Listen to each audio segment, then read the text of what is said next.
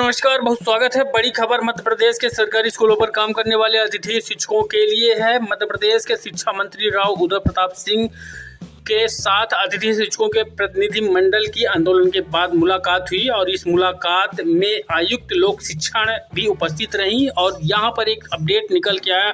अतिथि शिक्षकों की जो 8 मांगों पर सहमति बनी है तो सभी को जान लेना चाहिए। यहाँ पर आपको बता दें कि जो प्रमुख रूप से उनको लाभ मिल सकता है जिस मांग से, तो उनके 10 माह के अनुबंध को लेकर है। तो ऐसा क्यों कह रहे हैं, वीडियो को पूरा देखिए और लाइक करिए। को कंप्लीट जानकारी दिखाएंगे। बड़ा अपडेट है अतिथि शिक्षकों को लेकर वर्तमान सत्र 2024-25 पर पूरा वीडियो देखिएगा। 20 सत्र में बाहर नहीं होंगे अतिथि शिक्षक। एक बड़ा अपडेट, सरकार से चर्चा होने के बाद 8 बिंदुओं पर सहमति बनी है। अतिथि शिक्षकों के संगठन के जो नेतृत्व करता है प्रतिनिधि मंडल है, उनके पदाधिकारियों ने शिक्षा मंत्री और आयुक्त लोक शिक्षण की उपस्थिति में चर्चा की शिक्षा मंत्री से। और क्या अपडेट निकल के कंप्लीट जानकारी बताएंगे। मंत्रालय में अतिथि शिक्षकों के प्रतिनिधि मंडल से स्कूल शिक्षा मंत्री की चर्चा हुई है। इसके आदेश जल्द ही 1 या 2 दिन में जारी हो जाएंगे। किन मांगों पर सहमति बनी है देखिएगा। भोपाल से अपडेट है। अतिथि शिक्षक 20 सत्र में बाहर नहीं किए जाएंगे। एक बड़ी परेशानी उनको रहती थी, इसको लेकर अतिथि शिक्षकों और सरकार के बीच समन्वय बन गया है।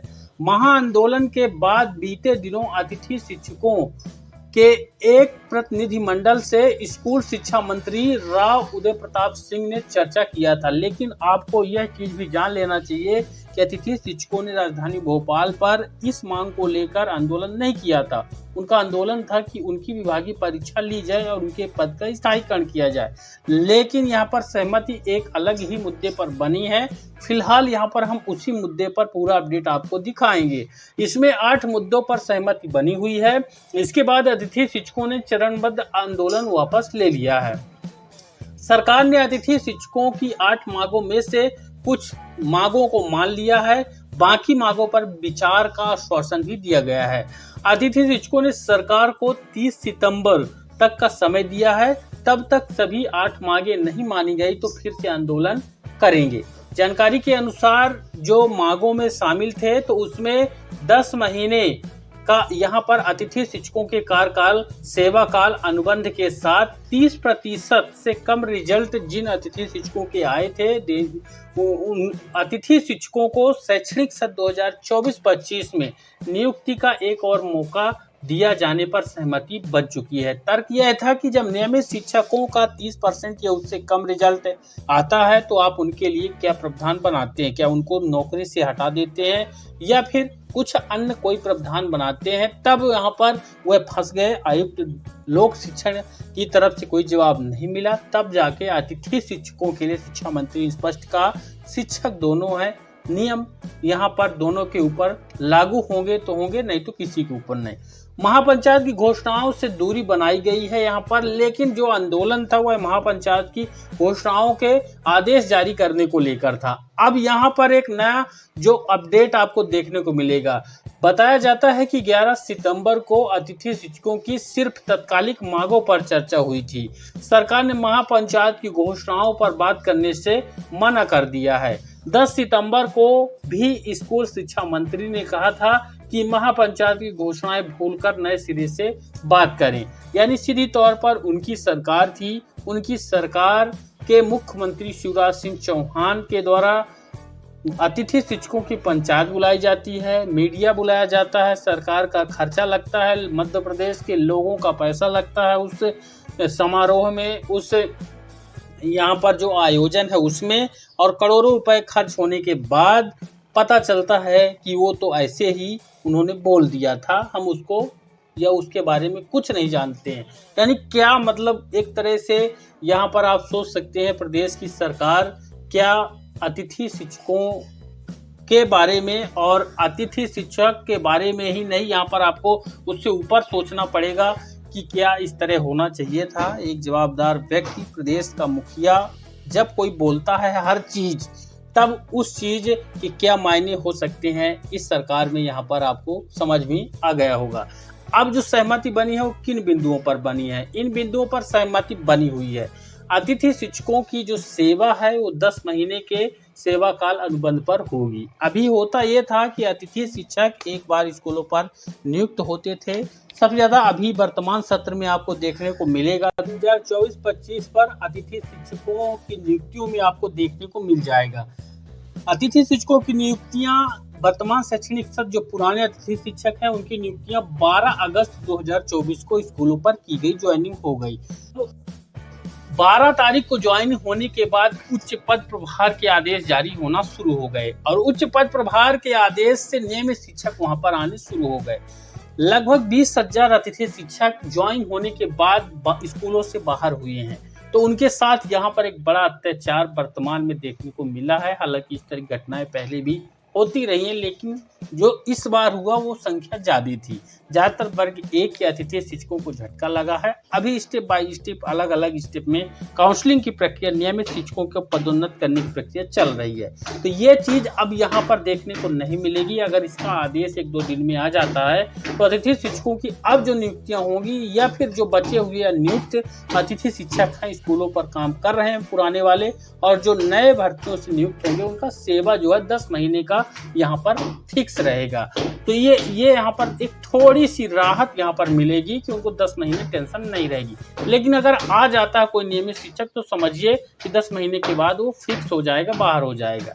यहाँ पर आप देखेंगे 20 सत्र में बाहर नहीं होंगे, वही चीज है जो 10 महीने का बॉन्ड यहाँ पर होगा, अनुबंध होगा, तो ये 20 सत्र में नहीं हटेंगे। फिर यहाँ पर दूसरा जो बिंदु रहेगा, स्कोर कार्ड में अनुभव के प्रति वर्ष 10 अंक और अधिकतम 15 वर्ष के 150 नंबर की बात संगठन के द्वारा रखी गई थी। अब यहाँ पर भले ही शिक्षक ने किसी भी वर्ग में क्यों न पढ़ाया हो, तो यहाँ पर आपको ये चीज देखने को मिलेगी कि अभी जो वर्तमान में स्कोर कार्ड में आपके अंक जुड़े होंगे। अगर आप पुराने अतिथि शिक्षक हैं तो आपने देखा होगा कि 1 साल के 4 नंबर जुड़ रहे हैं। किसी के तो जुड़े भी नहीं, वो परेशान है बेचारे, क्योंकि ये संकुल या डीओ स्तर की बात नहीं है, डीपीआई भोपाल की तरफ से ही जोड़े गए हैं। क्या फार्मूले के तहत जोड़े गए हैं, बिना किसी आदेश के। कोई आदेश जारी नहीं किया गया इनके द्वारा, डायरेक्ट नंबर को जोड़ दिया गया है। 25 नंबर मिले थे 2018 में, तो उसको हटा के डायरेक्ट 4 नंबर 1 साल अनुभव के जोड़ दिए गए हैं। तो इसके लिए निर्देश आने चाहिए थे पहले, फिर यहाँ पर नंबर जुड़ने चाहिए थे। जैसे 2018 में 25 नंबर का आदेश आया था, लेकिन यहाँ पर ऐसा कुछ नहीं है। मतलब मनमाने तरीके से अगर कोई ऑब्जेक्शन भी करे तो कह देंगे वही गलती से जुड़ गए थे, हमने तो जोड़े नहीं, इसलिए कोई आदेश तो है नहीं। तो यहाँ पर ये चीज वो बच रहे हैं। तो ये इसका क्राइटेरिया निर्धारित नहीं है। फिलहाल जो अंदाजा है कि 4 नंबर 1 साल के और 5 साल के 20 नंबर यहाँ पर दिए गए हैं। ये सभी को मिले होंगे, ज्यादातर लोगों को नहीं मिले हैं। लेकिन जुड़ेंगे कहाँ से, जिनको नहीं मिले हैं उनको आज तक पता नहीं। तो उनके लिए बता दें, भोपाल से ऑटोमेटिक वो जुड़े हैं ऑटो सॉफ्टवेयर के माध्यम से। जिनके नहीं जुड़े भैया वो परेशान हैं, उनके जुड़ सकते हैं अभी, क्योंकि स्कोर कार्ड अपडेट होगा। अब यहाँ पर ये नंबर क्राइटेरिया अब जो है, यहाँ पर जो सहमति 150 की मांग की गई थी, अब इनको 10 नंबर जो है 10 साल के मिल सकते हैं। इस पर सहमति बनी है, ऐसा संगठन के नेतृत्वकर्ताओं ने बताया। यानी 100 नंबर यहाँ पर आपको अब स्कोर कार्ड में जुड़ेंगे। आपके जो 20 नंबर यानी 10 साल वाले अतिथि शिक्षक के 100 नंबर, उससे कम है तो 10-10 नंबर हर साल के माइनस, तो 10 साल में यहाँ पर बनी है। फिर यहाँ पर अपडेट ये रहेगा कि जो 4 नंबर के हिसाब से 20 नंबर मिले थे, वर्ग 1 में अगर पढ़ाया है, वर्ग 2 में पढ़ाया, वर्ग 3 में पढ़ाया, जो जिसमें पढ़ाया है उसको उसी वर्ग में मिला। लेकिन इस बार यहाँ पर जो 100 नंबर मिलेंगे 10 साल के, वह वर्ग 3 में अगर पढ़ाया है तो वर्ग 1, वर्ग 2 में भी जुड़ने वाला है। फिर रिटायर्ड शिक्षक जो होते हैं उनको 100 नंबर स्कोर कार्ड में दिए जाते हैं, तो उनकी तरह अनुभव का अंक जोड़ा जाए। तो जब वो नंबर मिलेंगे ऐड हो जाएंगे, इसका यहाँ पर कोई औचित्य नहीं है बिंदु का। फिर उच्च पद स्थानांतरण, प्रमोशन, सीधी भर्ती, अतिशय शिक्षकों के कारण बाहर हुए अतिथि शिक्षकों को चॉइस फिल्म में प्राथमिकता दी जाएगी। तो यहाँ पर ये वाला बिंदु से फायदा हो सकता है पुराने वाले जो अतिथि शिक्षक भाई बहन है।